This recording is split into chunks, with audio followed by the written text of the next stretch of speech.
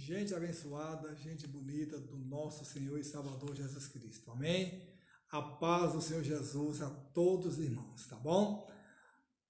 Hoje o tema é o sal que sarou as águas. E você que ainda não se inscreveu, te peço por gentileza, se inscreva, né? Muito gentilmente te clamo nessa noite para que você se inscreva e venha fazer parte da nossa família, que propaga o reino de Deus através da palavra. Amém? Da salvação. 2 Reis, capítulo 2, do versículo 19 ao 22, diz assim: Os homens da cidade disseram a Eliseu: Eis que é boa a habitação dessa cidade, como o Senhor vê. Porém as águas são más e a terra é estéril.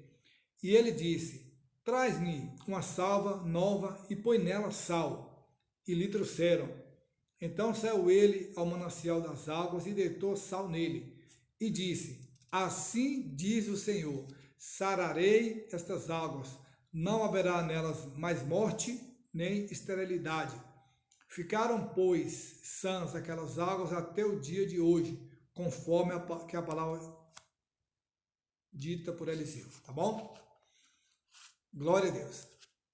Nós falamos de sal. Sal tempera tudo, né? Principalmente a questão alimentícia. E algo interessante do sal, que o próprio Cristo falou da importância do sal, ele diz: vós sois o sal da terra. Tremendo, né? Qual era a realidade de Jericó naquele momento que os homens clamaram socorro a Eliseu, devido às águas, né? Porque sabemos que a água é vida e a natureza ali estava sendo fonte de alimentação, fonte de renda para aquela cidade. Então, uma água contaminada, ela causa bastante estrago, prejuízos, não é isso? Então, Jericó, nos dias de Josué, foi destruída no capítulo 6, nós sabemos disso, né? A questão das muralhas que caíram, e foi amaldiçoada por Josué no capítulo 6, 26. Mas nos dias de Eliseu, Jericó era uma próspera cidade que fora edificada por Iel, o Betelita, não é isso? Então, certamente por causa da maldição, as águas daquele lugar não eram boas, mas através de uma ação do profeta Eliseu, Deus curou as águas daquela cidade. Era um lugar de boas habitações, tá? Jericó, os habitantes dali descreveram a cidade como aprazível, uma cidade de boas habitações, mas de que serviam boas casas, de que você ter casas boas, casas bonitas, se as águas eram más. Isso nos dá uma grande lição hoje. Em muitas famílias, a casa é boa e tudo de bom, mas falta o sabor da vida. Olha que coisa tremenda. Pode ter tudo, casa boa, um conforto, mas sem o sabor da vida. Então ali era um lugar de águas más. Apesar de algo tão necessário à vida humana, as águas eram más. Como sobreviveriam até aqueles dias em uma cidade, né, com águas insalubres? Certamente essa também é a realidade de muitos lugares hoje, de muitos lares, de muitas famílias que vivem de aparência, vivem só de fachada. É necessária a chegada de um homem de Deus para mudar a situação em nome de Jesus. O lar precisa ser uma bênção, uma extensão dos céus, tá bom? Um lugar de terra estéril. Se as águas eram más, consequentemente, né, disso a terra era estéril. Então, essa era a realidade de Jericó quando da chegada do profeta Eliseu. A esterilidade da terra a deixava improdutiva, como eu falei no início, né? Sem frutos. Uma cidade sem vegetação, sem plantação, ela não vive vegetação. Aí de onde tirar as frutas, verduras, legumes, essas coisas, né? O milagre divino foi operado através do profeta. Para realizar seus milagres, Deus sempre usou seus servos, né? Ele sempre usou servos. O profeta era considerado um homem de Deus em Israel. Ele era tremendo, né? Um homem, uma vida ímpar, uma vida íntegra, de bom caráter, de boa conduta, tá? Dele Davi disse, ó, o próprio Davi já havia dito: não toqueis os meus ungidos, e aos meus profetas não faça mal algum. Nós, crentes em Cristo, também podemos realizar grandes milagres, pois somos profetas de Deus. Basta colocar a vida no altar, tá bom? Então o profeta tem a solução. Ao saber da gravidade, né? Ao saber da gravidade do problema da cidade de Jericó, Eliseu disse, ó, traz-me uma salva nova e põe nela sal, né? O que o profeta usou para sarar as águas simboliza nova vida em Cristo, tá? E o testemunho que damos perante o mundo como sal da terra. É o que Jesus falou no Evangelho, né? A solução para o mundo está na vida de poder da igreja. Se eu vivo uma vida de Deus, de poder, uma vida de bom testemunho, de bom caráter dentro da igreja e fora também, amém, irmão.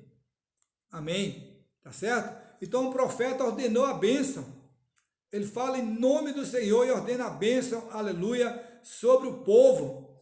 E com Eliseu estava a palavra do Senhor. Ele diz, ó, assim diz o Senhor, sararei essas águas, não haverá mais nelas morte, nem esterilidade alguma. Nós também, como profetas de Deus, devemos ir ao encontro do povo com a plenitude da bênção do Evangelho de Cristo. Nós somos o sal da terra, nós somos a luz do mundo. O milagre ali estava autenticando, né, o profeta. Falamos aqui da vida de Elias, né, depois de Eliseu, e sabendo toda aquela questão de ele pedir porção dobrada. Eliseu havia acabado de receber a autoridade profética e já se deparou com um grande problema. Aí que eu sempre digo, irmão, profeta ele tem uma influência tremenda, uma interferência direta na vida social do seu país, da sua terra, tá certo? E as águas de Jericó, que era o problema que havia ali. Entretanto, com o milagre realizado, foi autenticado o seu ministério profético. Eita maravilha! Olha bem, ó, ficaram, pois, sãs aquelas águas. O versículo 22 diz. Então, e qual a importância do sal na Bíblia? Em toda a Bíblia, em toda a palavra de Deus, aparece o sal, demonstrando com isso sua importância curativa e preservadora. Ele não só cura, mas preserva. Mas Deus também usou o sal como sinal de juízo, tá? Sobre a mulher de Ló. Sabemos da história, não olhe para trás, ela olhou. Infelizmente, Jesus deu valor ao sal e nos considerou como preservadores da terra. Então nós não somos para causar rebuliço, alvoroço, contenda, discórdia, ter um ministério questionado. Nós somos o sal, tá bom? Preservados na presença do Senhor. O sal era colocado nas ofertas. Dentre as ordenanças divinas estavam as ofertas que deveriam, né, ser oferecidas ao Senhor com sal. Então nós vemos ali em Levítico, capítulo 2, versículo 13, essa passagem. Então, e também o sal também, ele era o selo do concerto. Nos dias do Antigo Testamento, o sal também era usado para firmar um concerto perpétuo. Números 18 fala isso. Concerto perpétuo de sal perante o Senhor diz aqui a palavra, é para ti, para a tua semente contigo. O sal usado para preservar significa que a perseverança e a inviolabilidade do concerto que estava sendo feito entre Deus e os sacerdotes. Então era uma coisa que não rompia, era uma aliança, tá? Uma aliança. Então o sal também era usado para purificação, numa linguagem simbólica. O Senhor fala através do profeta Ezequiel acerca do nascimento de Israel como nação. Então vemos que a importância do sal para nós cristãos é tremenda. E o significado, para nós entendermos melhor, o significado espiritual do sal, dada a sua importância, o seu significado no reino espiritual em um todo, na vida do crente, não pode faltar o sal. É com ele que salgaremos o mundo em nossa vida e preservaremos de um apodrecimento espiritual. Muitos estão assim no figurino cristão, mas apodrecidos espiritualmente. Que Deus tenha misericórdia, porque o sal fala do testemunho perante os homens. 1 Timóteo 3,7, tá? É isso que eu estou dizendo aqui, está na palavra. Tem pessoas que estão podres espiritualmente, mas fala que o sal fala do testemunho do crente. 1 Timóteo 3,7. O crente é o sal da terra. Jesus enfatizou isso, né? A importância da vida cristã perante o mundo. Olha como é que Jesus chamou. Muitas vezes as pessoas dão pouca importância lá fora, andam de qualquer jeito, vestem de qualquer jeito, falam de qualquer jeito. Ele disse aqui, vós sois o sal da terra, e se o sal for insípido, com que se há de salgar? Né? Com essas palavras, ao dizer isso, Jesus demonstrou acreditar no poder do nosso testemunho perante os homens, tá? Então, é muito importante, é fundamental dar um bom testemunho fora das entrelinhas cristãs, tá bom? A palavra do crente deve ter sal, para que possamos ganhar os perdidos para Cristo. Precisamos de uma palavra temperada, a palavra sábia, né? Diz aqui a palavra em Colossenses que a vossa palavra seja sempre agradável, temperada com sal, para que sábios como vos convém responder a cada um. Ser sábio no falar, ser sábio no ouvir, saber colocar a palavra certa, uma palavra que não machuque, porque nós não viemos para, Jesus mesmo disse que ele não veio para condenar, veio para salvar, tá certo?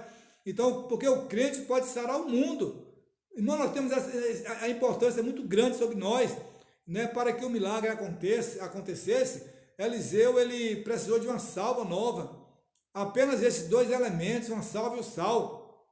Claro que misturados a fé, aleluia, a fé de Eliseu, tá? Para sarar o mundo das maldades malignas, nós temos que ter o sal na nossa vida, tá bom? O Senhor vai usar a nossa vida, a nova vida em Cristo, e o sal representa tudo que temos recebido dele, tá? Então, as águas más de Jericó ainda existem espalhadas por povos, línguas e nações que necessitam urgentemente de mensageiros consagrados, que seja mensageiro, amém? Para curar as águas, colocar sal na vida de muitos que estão perdidos, tá? Nas suas vidas, para levar o poder curador da palavra de Deus, que haja em nós, irmãos, que haja em nós amor pelas almas e o desejo de vê-las salvas, amém? Que haja em nós o dever de levar o evangelho, de ver essas almas salvas para o reino de Deus. Nós temos que despovoar o inferno e povoar o céu, aleluia, amém?